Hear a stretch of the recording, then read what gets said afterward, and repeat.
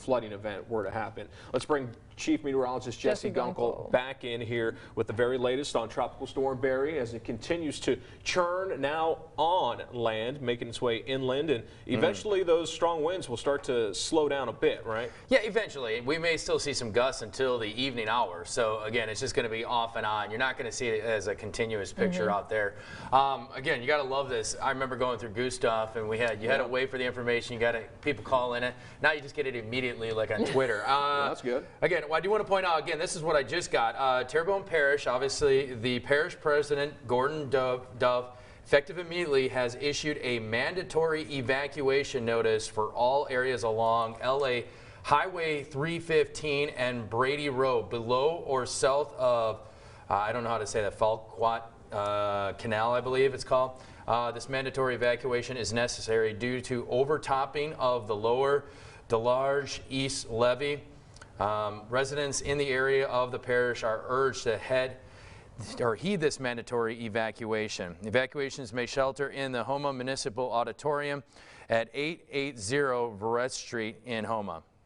So again, this is Terrebonne Parish, and if you live south of Falquat Canal, apologize if I'm pronouncing it wrong, but yeah, south of there or along Highway 315, it is a mandatory evacuation. You want to heed that advice. When they say mandatory, they don't issue that lightly. It's a very serious and critical condition. We do want to update, Livingston Parish has officially announced its curfew for tonight, joining Point Capee Parish as well. So from Parish President Leighton Ricks, they will enact a curfew from dusk tonight, roughly 7 o'clock this evening, which is really just under 5 hours away, through dawn tomorrow. Only essential personnel should be out on the roadways. And of course, they are concerned about current conditions on the roadways, weather conditions expected overnight. Safety is the priority. Safety is on everyone's mind, and they don't want to report any storm-related deaths this year in 2019. Yeah, and it's especially speaking about safety, obviously you got to look at the roadways. Let's go to our traffic cameras out there. And we have an accident actually to report. Kind of looks a little bit rugged out there, and it's roughly just before you get to the bridge where the kind of two meet up. You can see the accident off there, and I'm not sure. It may look like a wind gust could have done that. If it was an 18-wheeler out there, it looks like it could have toppled over from one strong wind gust. You can see here, this is all heading eastbound along I-10. A lot of that traffic. There isn't much in the way of traffic because people are smart. They're staying off the roadways. This could have been a passerby. This could have been someone coming from a different state driving through. It looks like it is an 18-wheeler out there. So again, that could be driving across westbound, maybe heading to the Houston area or just taking I-10 kind of across the state and maybe not aware of what's currently happening as we speak. So obviously, if you know someone that doesn't have the technology or not paying up or paying attention or close attention to what we're kind of giving you guys at home, you might want to let them know. Sometimes if it's an elderly person next door, get upside or walk outside, walk next door for a second, knock on the door and just see if they're okay. So Jesse, right now, our biggest concern is just waiting out this rain. Yeah, we're waiting it out right now. It really hasn't started yet, and I hate to say it, this storm really has past 2 o'clock. Still waiting. I mean, because of such a lopsided system right now, and if you notice here, you see that all that rain kind of sits on that southern edge. That we need for that to kind of slide into place, and that's when we're going to start to see the totals start to add up across the area. So it really just depends on where those isolated bands set up. And again, once we get past the rainfall, the flash flooding, I want to show you this. Let's go to our current river stages out here. And this is the current forecast. This is on the Waze computer. And you'll notice that we're looking at the Comeet River at Jur Road. And if you can see it very closely in that window, take a full screen. Possibility by the time we get to Monday afternoon, we could be reaching 34.5 feet. That would be a new record. The old record was 34.2. And that was 2016. We all remember what happened with that, right? Remember, a lot of areas started to flood very quickly from Baker all the way to areas just east of the airport, all the way into the central area. Central actually falls into a very bad spot because not only do you have to deal with the Comeet Basin, you also have to deal with the Atchafalaya Basin, all right? the Atchafalaya Basin, you're sandwiched in between those two areas. And if you live around Greenwell Springs, City Central as well. Exactly. You got to deal with both rivers at that point because everything from that Comey filters in. And that's why I want to show you again. We're going to kind of jump out a little bit. And I just want to show you this one. And if you can see at the top, go to water.weather.gov if you're kind of monitoring all of this at home, because that will give you the latest predictions out there. Because not only do we have to worry about the main points on the Comey and the Amite, you got all those little areas, all those bayous and streams, kind of those little blue diamonds out there, what you're seeing. You can see from Baker and Zachary, that's the Comey River, all going past Plank Road out there, down through Brownsville, Marydale, Monticello. Let's just kind of move downstream just to show you a little bit closer. Let's see if we can get to that. And again, here you're talking right along Florida Avenue and just north of I-12. But you see Denham Springs here, the record was 46.2, and that was in 2016.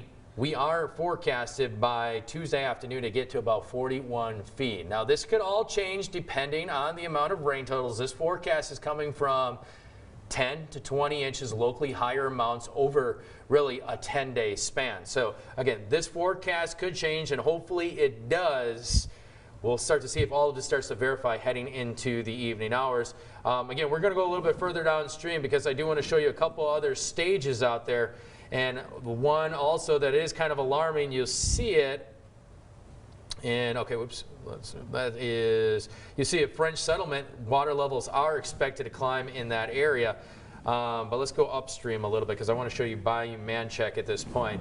And you'll notice that Port Vincent, you can see climbing back into major flooding at 13.5, the old record 17.5, and that was also back in 2016. So that's the one that we keep going back to. We'll go back up one more point because if you see here by Bayou Manchac, and I want to point this one out because, again, that one also gets very close to record flooding. And we know a lot of Ascension, a lot of that area in between there and Spanish Lake. So we're talking the Dutchtown area, everything around Old Perkins Road, Prairieville, Santima. A lot of that area could flood around Bayou Manchac, even towards the Highland area, because that all kind of backs up. Bayou Manchac runs behind the Country Club and a lot of those areas. And also, you got to think about, I was just the other day, you drive down Burbank from, you take Seguin, take Burbank, and just even since 2016, there wasn't anything there. Now that is all subdivisions. Did you realize that? Right. That whole area is filled up. Everything around that Walmart is filled up. Everything between there and to about Spanish Lake at one point was all bayou, right? So a lot of that water could kind of filter out and stream, Well, again, we now live in a concrete jungle. Now houses everywhere. Exactly. Right. And every piece of property gets higher and higher. They fill it, and guess what?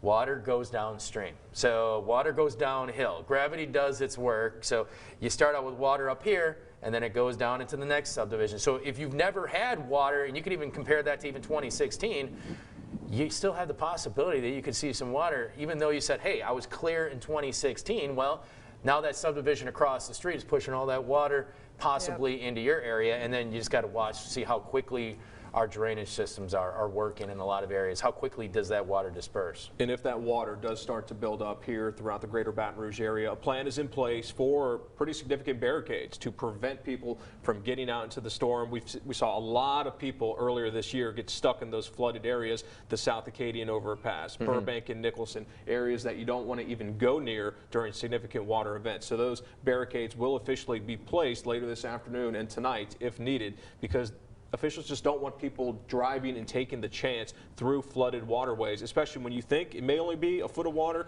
and ends up being a lot higher. Well, I also want to point out, Chad, Lauren, too, that if you remember back in 2016, if there are a lot of newcomers out here, maybe just moved to the city of Baton Rouge, kind of on high alert, they hear the horror stories out there, they're going, okay, what's going to happen? I mean, we're hitting record stages. Well, you got to remember that even before it hit record, right around I-12, right around where Amite and the Comey mix, all right, and that's just to the east of Denham Springs, well, that water went across I-12.